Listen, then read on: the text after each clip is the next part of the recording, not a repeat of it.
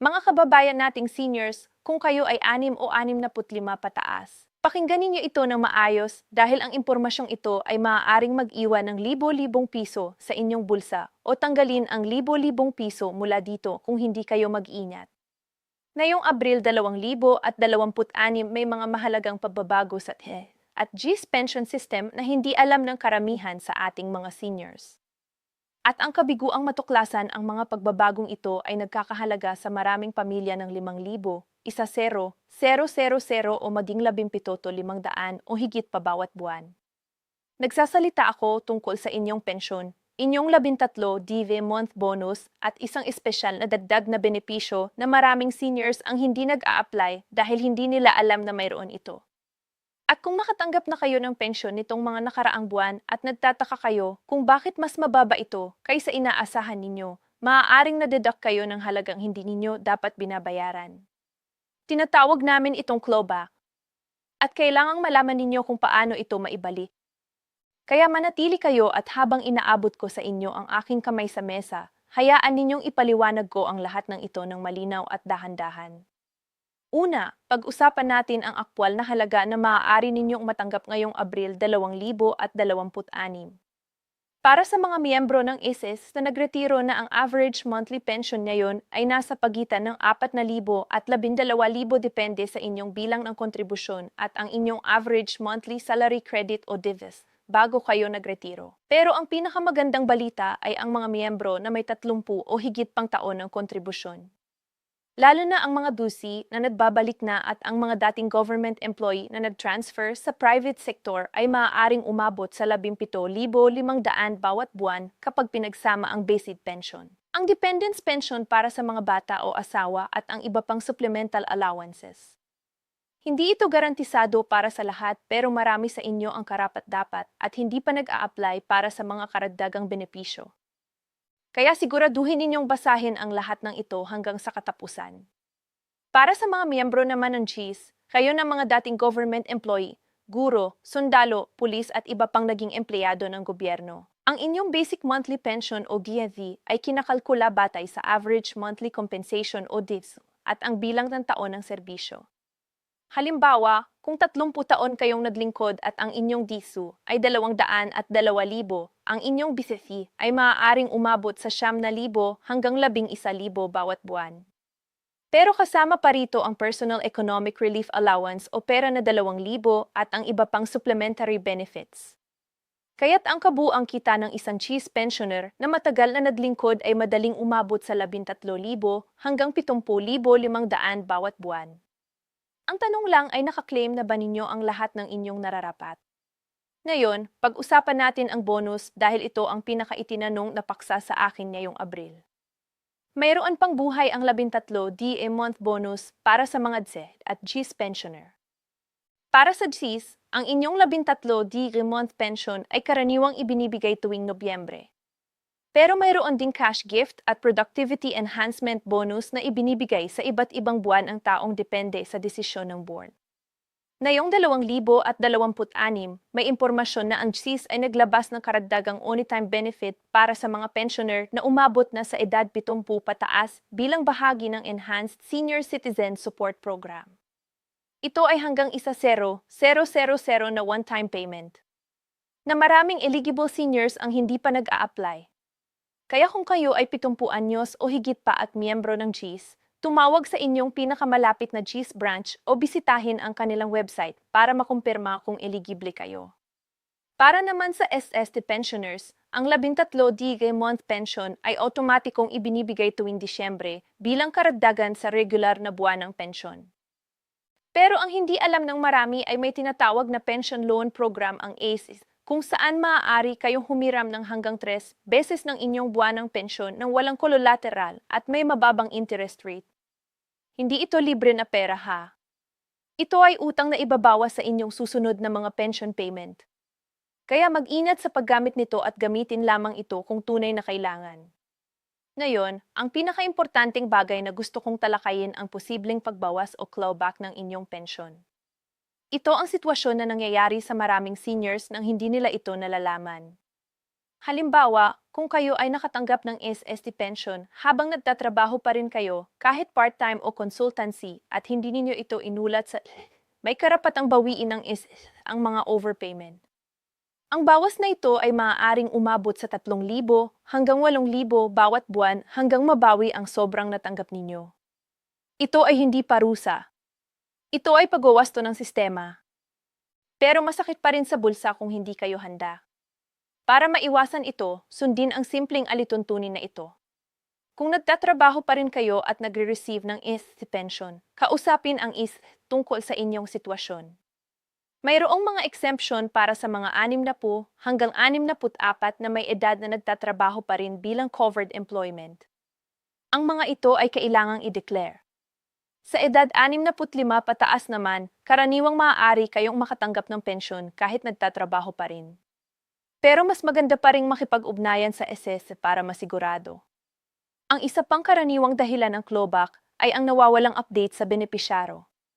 Kung ang inyong benepisyaro ay namatay na o nagbago na ang kanilang sitwasyon at hindi ninyo ito na-update sa CET o GSIS, maaaring patuloy na mag-charge ang sistema para sa benefits na hindi na nararapat matanggap at kalaunan ay babawiin nila ito sa inyo.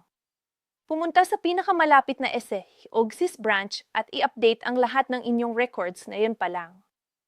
Libreng gawin ito at makakatipid kayo ng malaking problema sa hinaharap. Pag-usapan naman natin ang schedule ng pagbabayad ngayong Abril 2026 dahil maraming seniors ang nagtatanong kung kailan eksaktong darating ang kanilang pera. Para sa SST pensioners, ang pagbabayad ay nakabatay sa huling digit ng inyong IST number. Kung ang huling digit ng inyong IST number ay 1 o 2, ang inyong pensyon ay ibinabayad sa unang bahagi ng buwan karaniwang sa pagitan ng ika-1 at ika-araw. Kung 3 o sa ika-negatibo, 1 hanggang ika-negatibo 15. Kung 5 o 6 sa ika-negatibo, 16 na hanggang ika-negatibo 20. At kung 7 hanggang 0 sa ika-negatibo, 21 hanggang katapusan ng buwan. Kung ang inyong pensyon ay automatic na naka-credit sa inyong Union Bank, SVC, VE o LNB account, mas maaga itong darating kaysa sa mga nagko-collect pa rin ng seke.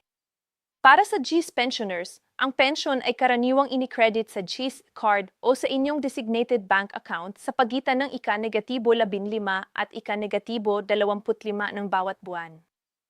Kung hindi pa kayo naka-enroll sa GS card, lubos ko kayong hinihikayat na mag-enroll ngayon dahil mas mabilis at mas ligtas ang pagpapanggap ng inyong pera sa card kaysa sa pagpupunta sa opisina tuwing buwan.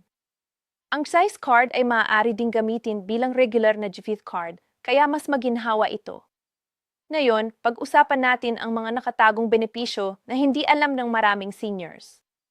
Una, ang Medicare o PhilHealth benefits.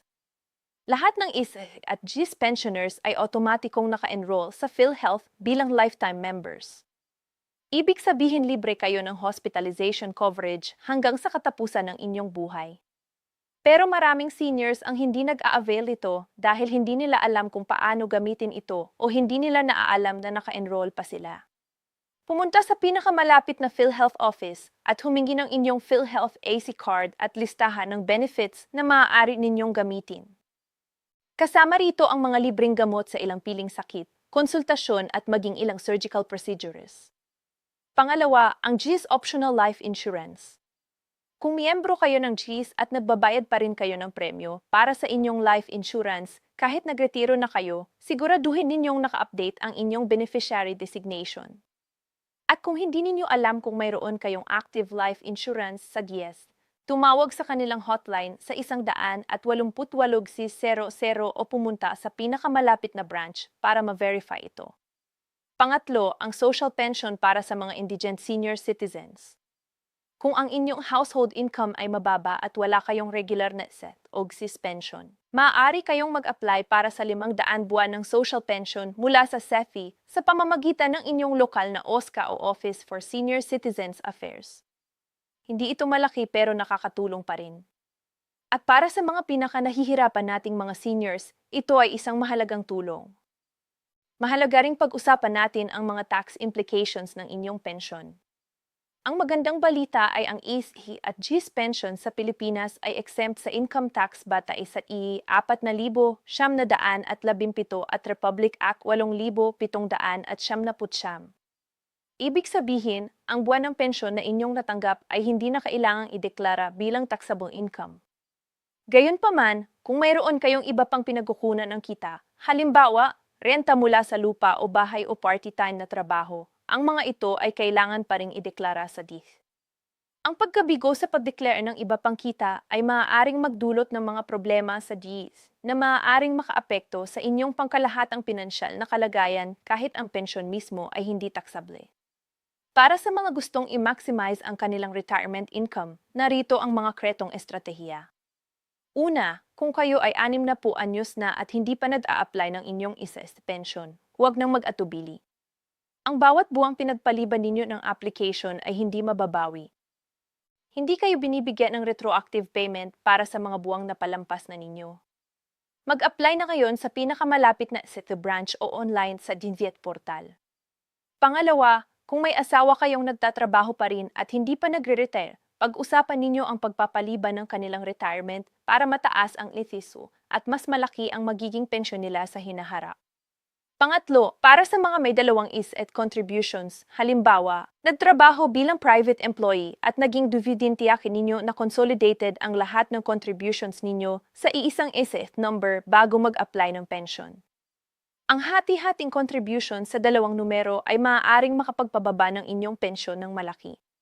Para sa inyong mga payo sa pagpunta sa TSES o GSIS office, huwag pumunta na walang paghahanda.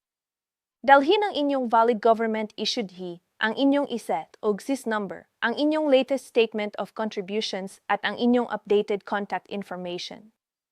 Ang mga buhay na karanasan ng aming mga matatanda ay nagpapakita na ang mga bumibisita sa opisina ng maaga, karaniwang sa pagbubukas ng 8 oras ng umaga, ay hindi na kailangang maghintay ng maraming oras. At huwag mahiyang magtanong. Ang mga empleyado ng SSA at GSIS ay nandoon para tulungan kayo at marami sa kanilang mga serbisyo ay libre. Mga minamahal na kababayan, ang mensahe ko sa inyong lahat ay simple lang. Ang inyong pensyon ay inyong pinagtrabahuhang karapatan. Ito ay hindi regalo. Ito ay kabayaran para sa mga taon ng inyong dedikasyon at kontribusyon sa lipunan. Kaya huwag ninyong hayaang mawala ito dahil sa kawalan ng impormasyon. Kung kayo ay 60 o higit pa at hindi pa nag-a-apply ng ISIS o GSIS pension, gawin ito ngayon.